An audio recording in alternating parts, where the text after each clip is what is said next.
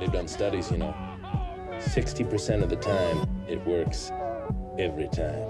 Oh, if Jeremy Hill can hold on to a fucking football. That doesn't make sense. You're listening to the P&E Bengals Fan Podcast. 3, 2, 1.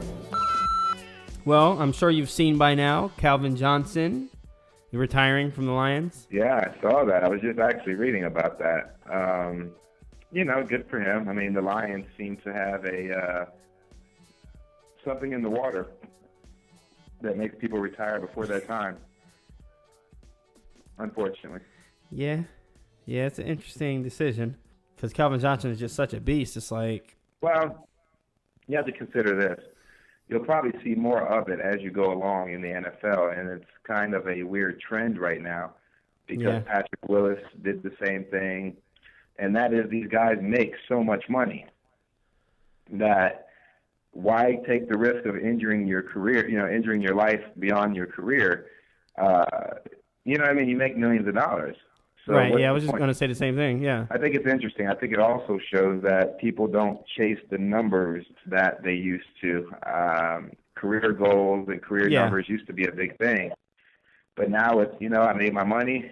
I mean, you put the nail on the head, yeah. And you made your money, and let me get out before, while I'm still relatively healthy, before anything, try not to have as much residual, after football effects. Yeah, I agree. I think the numbers change from career numbers to career earning numbers. But I will say it has to be hard, though, to look up and go, you know what, I could make $5 million this year, but I'm going to retire. Yeah, well, I think I was reading somewhere where it said Calvin Johnson was going to make I don't know, this might be the wrong number. It might be ridiculous, but somewhere I read it said $24 million.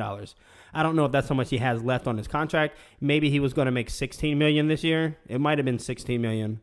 But either way, I mean, yeah, it's a lot of money to walk away from. But when you're Calvin Johnson, how much money have you already made in your career? You know what I mean? A couple of years ago, he signed that ridiculous contract for $100 million or whatever it was.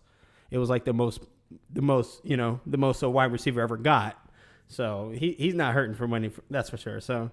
Well, you never know, though. That's the thing. If some of these guys make money and then a couple of years later they're broke. But I think the guys that you've seen that are retiring early and, I think they took care of themselves financially. Right, yeah. Otherwise, yeah, you're going to be in it for the long haul for sure, especially while you can, because it's only going to last for so long.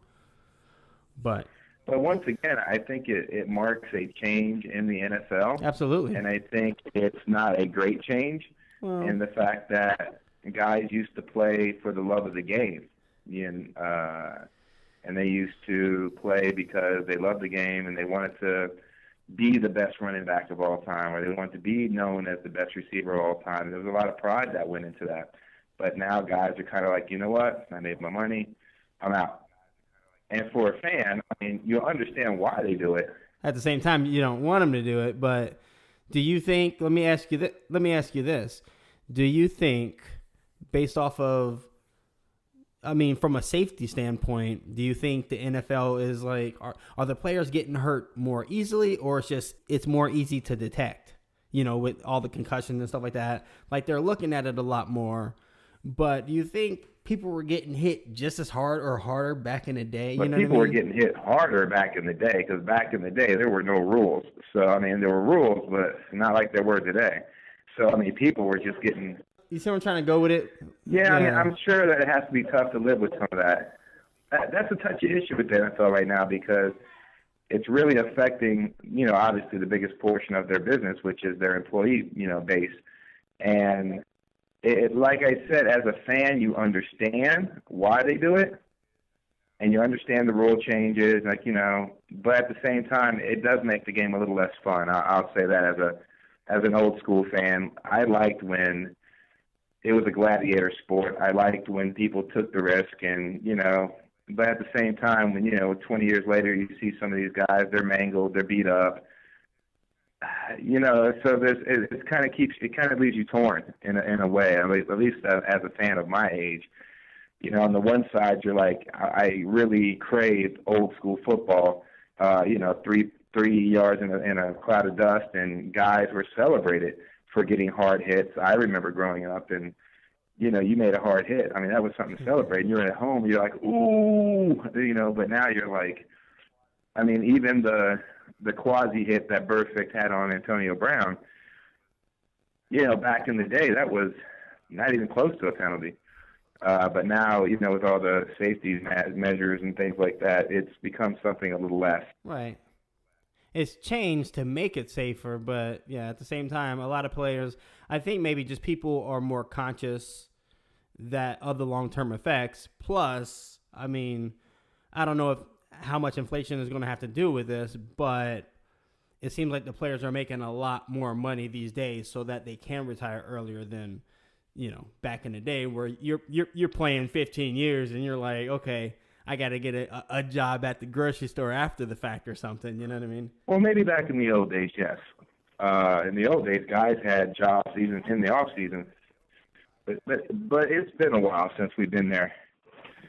Even in the 80s, yeah, they've been making money for a minute. Yeah, they've been making money for a while. Once the sport became an all year round event, because guys never used to train in the off season.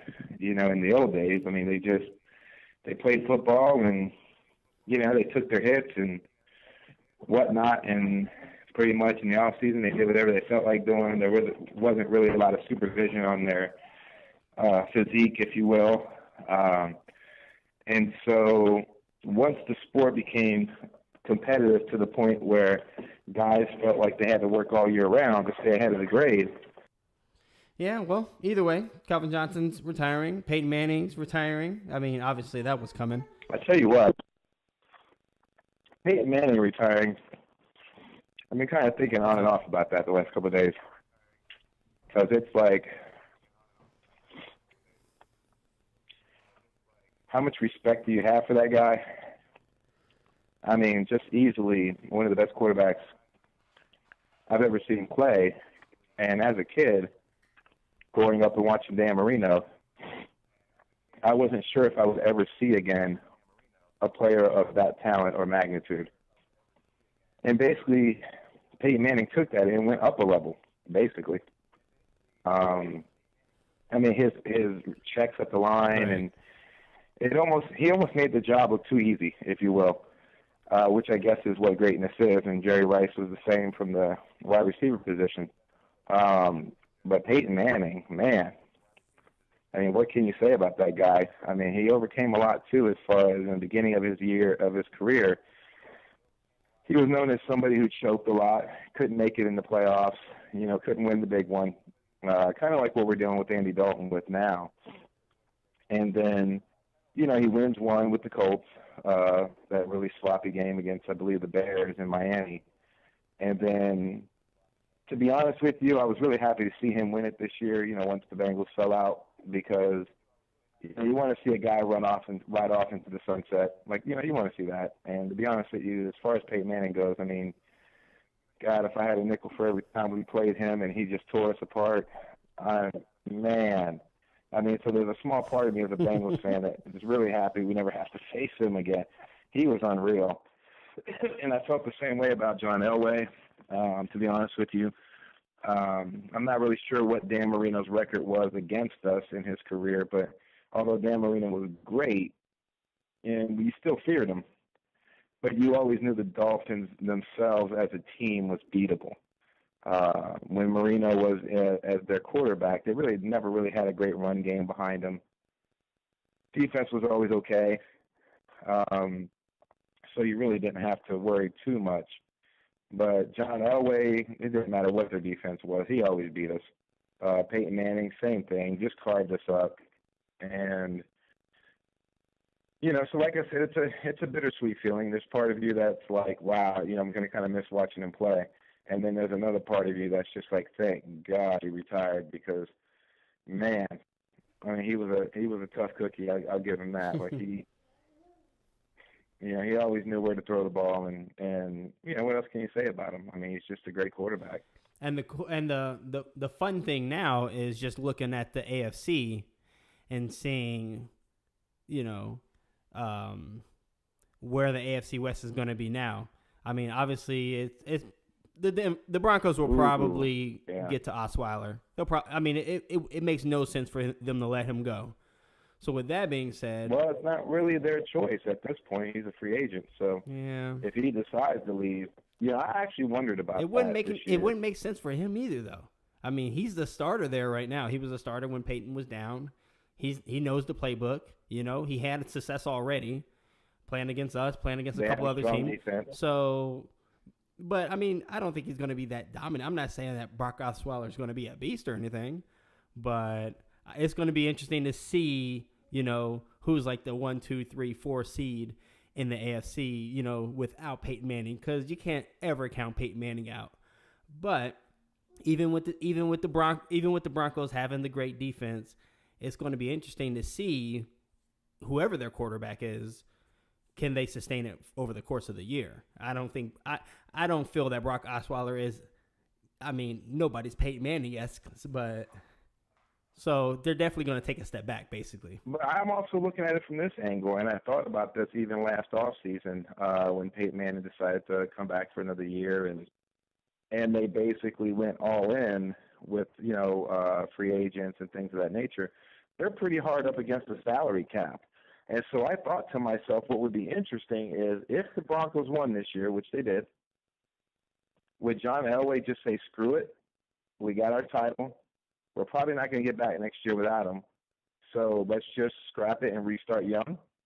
Or do they just say, you know what, we're the defending champs, let's sign Brock Osweiler, and let's see if we can make another run at it with the defense we got? Because eventually running up against a salary cap like that, it's going to hurt you, because when you have Super Bowl players, that win the Super Bowl, they want to get paid Super Bowl money. And so it's going to be interesting now that Peyton Manning has retired. And I think you'll find out the Broncos' direction directly tied to Brock Osweiler's free agency. Because at this point, do you really pay Brock Osweiler all that money? Or do you just say, you know what? We won the Super Bowl with Peyton Manning, which is what we wanted. We're up against the salary cap. Eventually, all these veterans are going to want to get paid. So do we just say screw it and rebuild now? So basically, I'm curious, but I think you bring up a really great point: is how does this shake up the AFC West? If you're the Chiefs, you got to think that you have a shot now. The Raiders are definitely trying to make noise with Derek Carr as their quarterback. And the Chargers have Phillip Rivers, so, if they can build something around him, it can be done. Yeah. I'm actually on both sides of it, because although I kind of think that the Broncos are going to take a step back, when you look at their performance last year, whenever Peyton Manning was in the offense, they were worse. But again, I just don't think that Osweiler is going to be able to sustain it over the course of 16 games. As far as them not losing it, they weren't losing games, even though Peyton Manning wasn't helping them. Yeah, but here's the thing. Now defensive coordinators got tape on Brock Osweiler, and they're going to be able to game plan to him. And so that's going to make it a little tough for Brock, plus being a young starter. So the other thing is, too, how do the other teams in the AFC West see this? Do they see it as the ending of an era? It's an opportunity for sure. Oh, yeah, and I know Oakland's excited. I know the Raiders want to get in on that, and they're trying to build something special. They have a receiver now in Cooper. They got their quarterback. They need a defense. They still need a running back to make it all go. But if you're the Raiders, or if you're the Chiefs, who had a pretty darn good year too, even with all the injuries they had, you wonder if this is your time. And like I said, with Phillip Rivers, I mean, for such a good quarterback, he's never really had his time. And you have to wonder at this point, can the Chargers put something together, to at least give him a nice, ride into the sunset, if you will. I mean, you at least have to think so.